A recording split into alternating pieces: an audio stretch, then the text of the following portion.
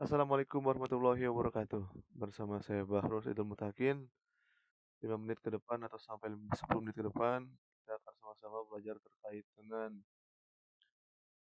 definisi jaringan komputer, apa itu sistem komunikasi, bagaimana proses internet dapat memberikan informasi dan mendapatkan informasi dari server, dan yang terakhir adalah perbedaan antara hub, switch, repeat, bridge, dan router. Kita tetap yang pertama. Di sini saya akan menjelaskan secara singkat karena video ini direcord itu pada jam 12.15 malam pada tanggal 11 bulan 11 2024. Jadi jika terlalu panjang akan dimarahi tetangga. Pertama, definisi jaringan komputer. Definisi jaringan komputer adalah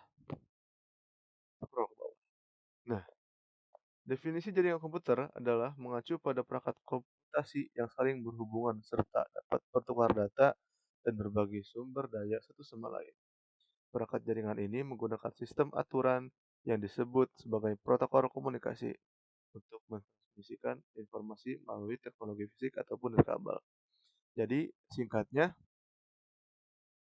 definisi jaringan komputer adalah suatu jaringan komputer yang bisa saling berhubungan serta dapat bertukar data, informasi, dan sumber daya yang sama. Seperti itu. Apa sih manfaatnya? Manfaat jaringan komputer. Satu, mempermudah proses pengiriman.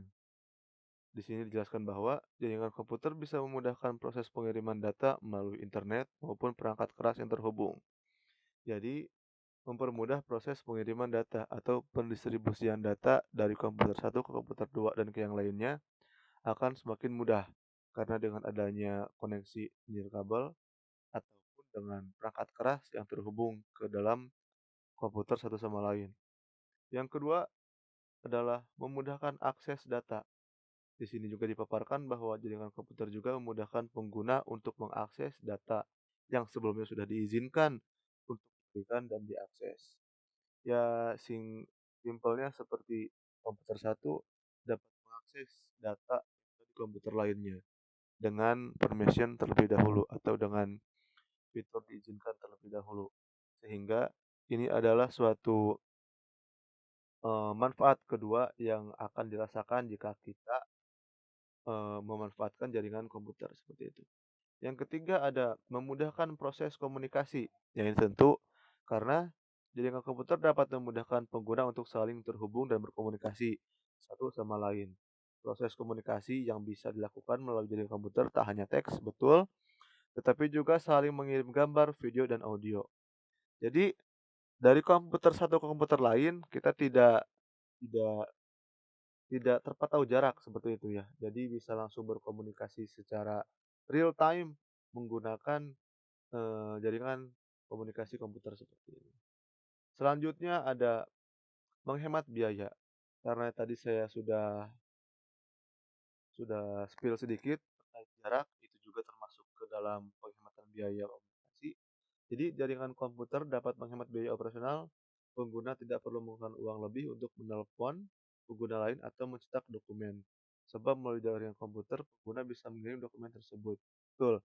Jadi kita tidak perlu repot-repot ngeprint atau ngeprint out dokumen atau tidak repot-repot langsung bolak-balik ke ruangan atau ke home to home. Kita bisa langsung mengirimkan dokumen melalui komputer ke komputer yang tadi dijelaskan seperti di poin kedua, memudahkan akses. Tetapi bila akses tidak diizinkan, tidak akan bisa diakses. Jadi jika kita ingin mengirimkan data dan lain-lain, mengakses data atau informasi lain di komputer lain, harus memenuhi atau diberikan izin dulu terlebih dahulu seperti itu. Yang ketiga, kita akan membahas terkait dengan sistem komunikasi. Apa itu sistem komunikasi? Sistem komunikasi adalah proses pengiriman, penerimaan, dan pemrosesan informasi secara efektif dan efisien. Jadi, simpelnya atau singkatnya, sistem komunikasi itu adalah suatu ekosistem di mana ekosistem itu dapat mengirim, menerima, memproses informasi secara efektif dan efisien. Di sini saya akan berikan contoh sistem komunikasi. Di sini saya berikan 3. Yang pertama adalah komunikasi ponsel, yang kedua maaf, yang pertama adalah komunikasi ponsel, yang kedua adalah komunikasi internet, yang ketiga adalah komunikasi komputer. Ini adalah, satu satu atau 3 dari salah satu banyaknya, contoh komunikasi ya. Ini adalah yang paling bisa kita katakan paling sederhana. Komunikasi ponsel seperti yang biasa kita ketahui, yang paling sering kita gunakan, komunikasi ponsel, internet pun demikian, komunikasi komputer pun demikian. Komunikasi komputer saya masukkan sebagai contoh karena ini sangat, berpacu atau sangat, berkaitan erat dengan 4 poin ini, yang masuk ke dalam manfaat jaringan komputer, seperti itu. Oleh karena itu saya masukkan komunikasi komputer di dalam contoh sistem komunikasi. Selanjutnya ada bagaimana proses internet dapat memberikan informasi dan memanfaatkan informasi dari server. Gambar ini saya ambil di YouTube ya, di channel nanti insya Allah saya sertakan linknya. Singkatnya seperti ini, bagaimana internet itu dapat memberikan informasi dan mendapatkan informasi dari server, kita analogikan atau kita gambarkan seperti ini. Di sini ada 2 orang yang berkomunikasi, katakanlah orang A dan orang B. Orang A mengirimkan foto, katakan seperti itu, atau video, ataupun teks, ataupun data lainnya, dan orang B sebagai user pula dia akan menerimanya. Orang A di sini dia auto mempunyai, IP address atau biasa disebut dengan PTP. Nah, orang ini akan mengirimkan foto yang jelas ini udah online ya. Orang ini A, user A akan mengirimkan foto pun lainnya. Nah, melalui ISP. ISP adalah Internet Service Provider. Otomatis dia mempunyai data, foto, video, data apapun itu akan dipecah menjadi kecil, akan dipecah menjadi data, akan dipecah menjadi kode yang melewati router lainnya. Ini tidak akan melewati satu router. So, otomatis katakan ada satu foto yang dipecah menjadi ribuan atau bahkan ratusan juta atau bahkan miliaran data kecil yang akan dipecah melalui router-router yang akan disalurkan melalui router ini yang akan masuk ke transmisi ISP si pengguna 2 ini. Kasarnya seperti itu. Jadi kita di sini beranalogi sederhana mungkin ya. Kita kayak punya satu paket besar yang dikirimkan oleh si pengirim A. Paket besar ini akan dipecah menjadi kecil sekali di dalam jaringan router-router ini yang akan melewati router-router ini. Setelah itu akan digabungkan kembali untuk diterima oleh si user B. Seperti itu kasarnya. Nah, atau bisa juga baca penjelasan berikut ini. Singkatnya seperti ini. Data dikirim melalui layanan penyedia internet atau ISP dalam bentuk pesan dan data melalui transmisi internet. Sebelum melalui transmisi internet, mohon maaf, sebelum melalui transmisi data dipecah menjadi bagian-bagian kecil. Yang tadi seperti saya bilang. Jadi data akan dipecah menjadi bagian-bagian kecil ataupun kode ataupun paket. Setelah dipecah, data akan dikirim melalui router-routernya ini.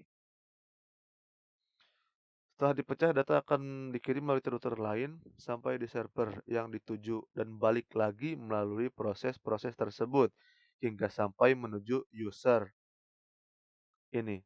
Jadi ini jika kita belah dua gambar ini kiri dan kanan sama persis. Jadi ketika proses ini sudah sampai sini, dia seolah-olah akan kembali atau apa ya kasarnya.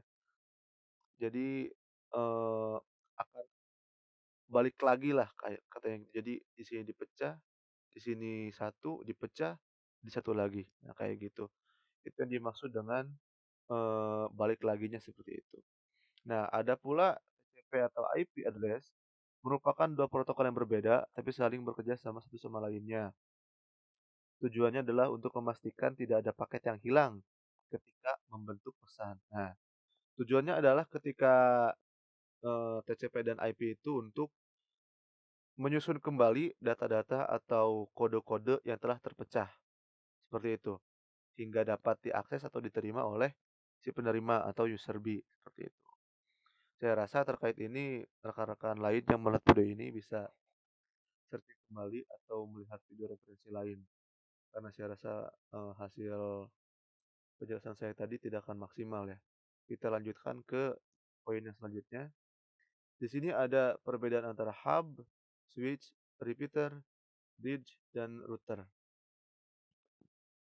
Yang pertama adalah hub.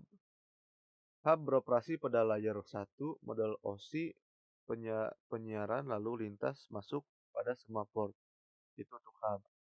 Untuk switch adalah beroperasi pada layar 2 model OSI menggunakan tabel alamat MAC untuk mengetahui di mana setiap perangkat berada dalam jaringan lokal.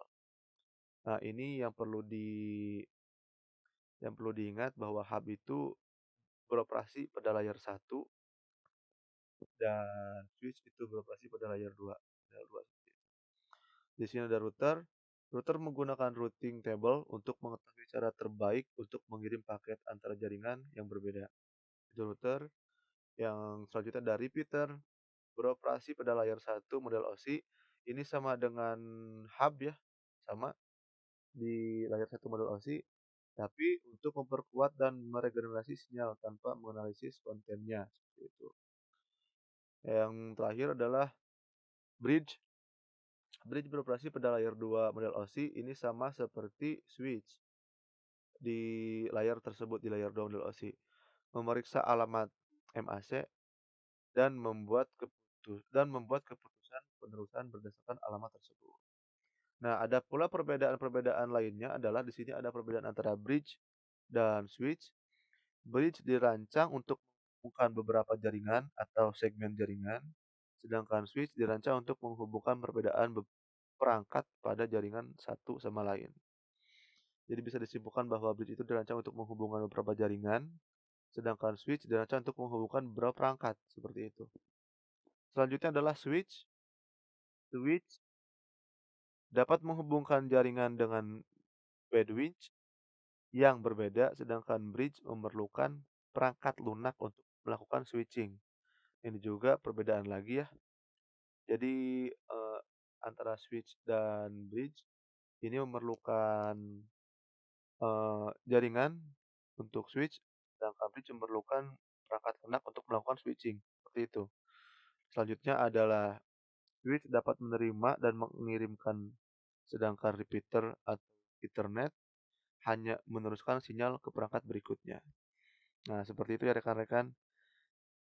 Saya rasa penjelasan kali ini pada malam hari ini, pada tanggal ini, pada tahun ini, saya rasa cukup. Semoga rekan-rekan mahasiswa lain yang melihat video ini bisa memahaminya, dan juga mohon maaf jika ada salah kata atau salah penyampaian atau salah materi. Saya izin pamit. Terima kasih atas 14 menitnya. Terima kasih atas perhatiannya. Assalamualaikum warahmatullahi wabarakatuh.